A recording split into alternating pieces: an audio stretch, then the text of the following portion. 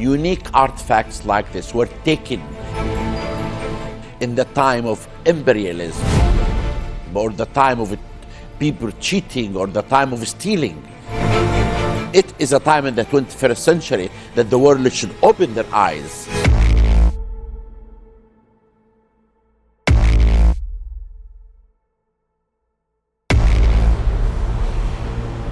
It is the 15th of July, 1799, and a group of French soldiers are repairing a fort near the Egyptian town of Rosetta when they uncover something strange. A large, dark gray stone, covered in hundreds of intricate characters, carved in a small, precise hand. The commanding officer orders the stone to be excavated, believing it must have some kind of archaeological significance. His instincts are correct.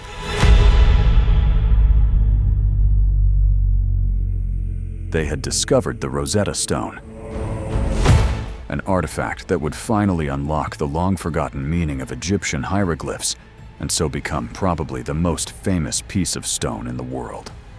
But to do this, its inscriptions would need to be deciphered through a complex process of linguistic code breaking. So, how were we able to read the hieroglyphs on the Rosetta Stone? And what exactly did they say? What was the stone?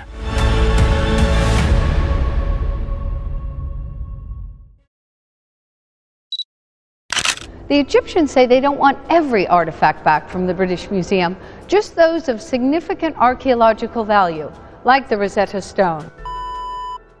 The rediscovery of the Rosetta Stone was wrapped up in complex geopolitical developments.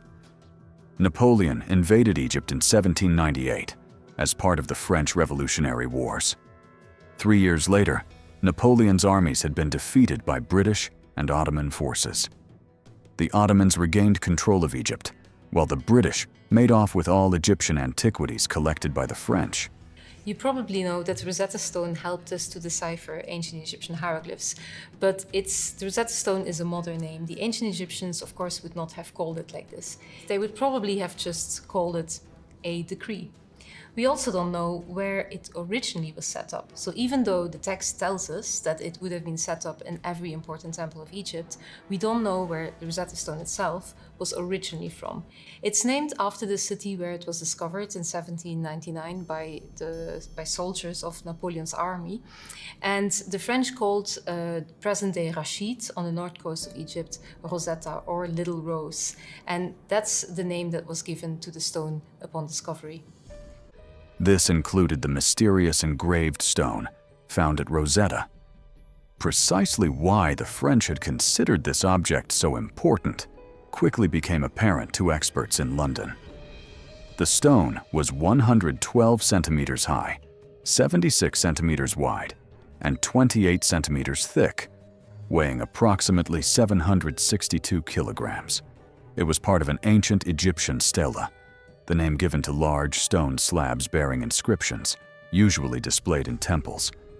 The top of the stela had been fractured, but the base remained in good condition, leaving a large part of the text clear and legible. The stone dated back to the Ptolemaic period, a stretch lasting nearly 300 years, where Macedonian Greek rulers governed Egypt. As a result, the text on the stone had been separated into 3 different scripts: Egyptian hieroglyphs at the top, Demotic, a cursive handwritten form of hieroglyphs used in everyday life, in the middle, and Greek, the language of the royal class, at the bottom. The decree was issued on the 27th of March, 196 BC, and during this time Egypt was ruled by the Ptolemaic dynasty, basically by successors of Alexander the Great, who conquered Egypt in 332 BC. And they are Greek-speaking Macedonians who come basically from Greece, and who rule Egypt for almost 300 years until Egypt becomes part of the Roman Empire. The Rosetta Stone is inscribed with the decree in 3 different scripts and 2 languages. At the top we have Egyptian hieroglyphs. Below that we have Demotic, which is a cursive handwritten version of hieroglyphs, and below we have Greek. And both hieroglyphs and Demotic represent the ancient Egyptian language, and Greek obviously represents a Greek language, which at the time of discovery of the Rosetta Stone in 1799 was known to scholars, so they could use the Greek text to decipher hieroglyphs and Demotic, and thereby unlock the ancient Egyptian language. The Greek script could be read by scholars. It contained a decree from King Ptolemy V Epiphanes, establishing his endowments of silver and grain to Egyptian temples. In return, the decree stated that the priests had recognized the divinity of King Ptolemy and pledged to celebrate the king's birthday and coronation days. One passage was of particular interest, a line reading that this decree shall be inscribed on a stela of hard stone in sacred, meaning hieroglyphic, native, meaning demotic, and Greek characters. This was a significant statement. If all three scripts conveyed the same passage of text, the known Greek section could be used as a key to decipher the two unknown sections. The Rosetta Stone presented a unique linguistic riddle, an ancient and mysterious language that would require years of analysis to solve. Translating the Greek, it wasn't the first time someone had attempted to translate hieroglyphs.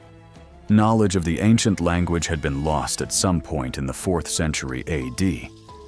Since then, Egyptian scholars like Horapollo had attempted to understand hieroglyphs as a kind of mystical and allegorical language.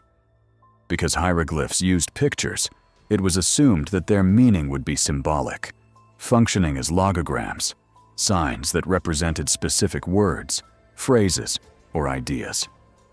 Horapollo speculated, for instance, that the word for sun is written using the picture of a goose because geese love their offspring more than any other animal.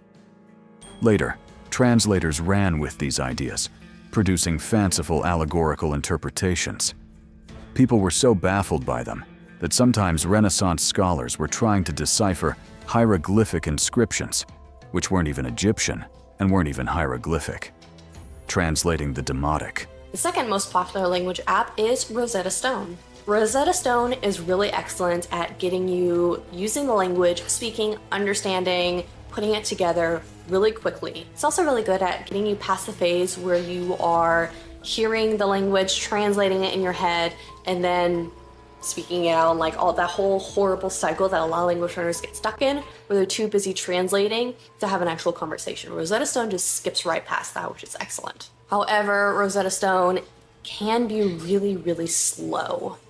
This can be really great, or it might be really boring. It just depends on who you are and what your experiences are. It also doesn't go past beginner tourist stuff.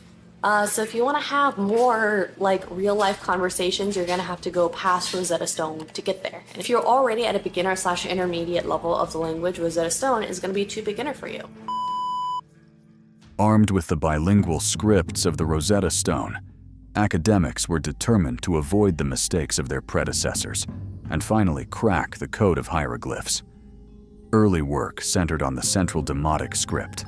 French linguist Sylvestre de Sacy quickly set about studying reproductions of the Rosetta Stone scripts. He used a process of spatial comparison, analyzing where sequences appeared and recurred in the Greek and Demotic sections to isolate corresponding characters. Another academic, Johann Åkerblad, approached the problem differently. He compared Demotic with the Coptic language of later Christian Egypt, hypothesizing that Coptic was a direct descendant of the more ancient Demotic and would therefore contain traces of the older language.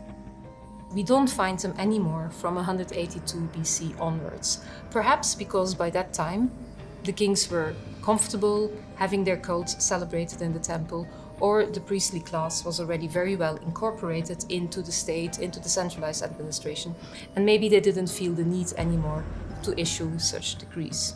In total, we have 28 copies, and they're still being discovered. So the last one was discovered in 2011, and perhaps there's more copies of the Rosetta Stone out there. As you can see, it's missing some parts, so especially we've lost a bit of the sides, but mainly the top is missing. By comparing the two, he produced a Demotic alphabet with Coptic equivalents. While both de Sacy and Åkerblad were not entirely correct in their observations, they did produce some significant results. For instance, they were able to correctly identify the Demotic word for Ptolemy. This identification would have special importance for the next scholar to take up the Rosetta Stone's challenge. Thomas Young. Young's translation.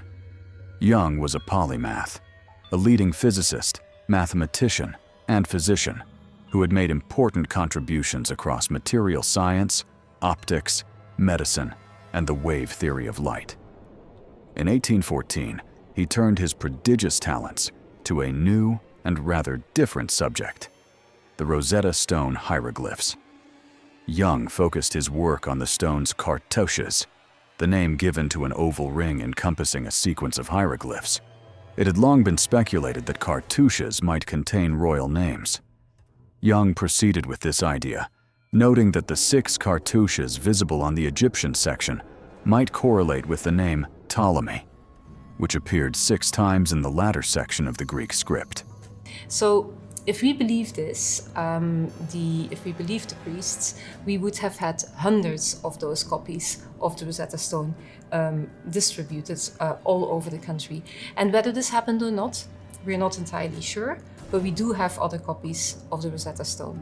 In fact, we have 3 almost exact copies that were found in Egypt. So 2 were found in the north of Egypt and 1 was found in Elephantine, which is the southern border of Egypt, which does show us that the decree indeed was distributed across the country and was probably set up, carved in stone, as the text asked, and set up in all the important temples of Egypt.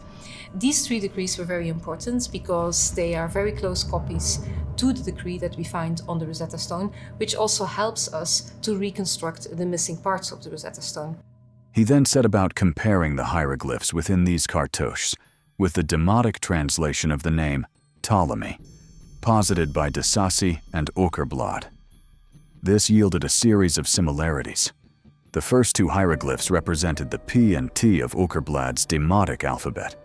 The lion corresponded with an oblique character, whose upright line Young theorized represented a tail. This gave an L. The central characters, he explained, were known to relate to the Coptic letter for M. The 2 feathers matched the 3 parallel lines in the Demotic, giving I or E, while the final hieroglyph represented the Coptic Chi, or Greek sigma, giving the sound of an S or O. So the decree ends with a prescription on the publication of the decree. And it says here that the decree should be written on a stela in hard stone. The word for decree itself is missing partly, but we know this word sigau from other parallel texts.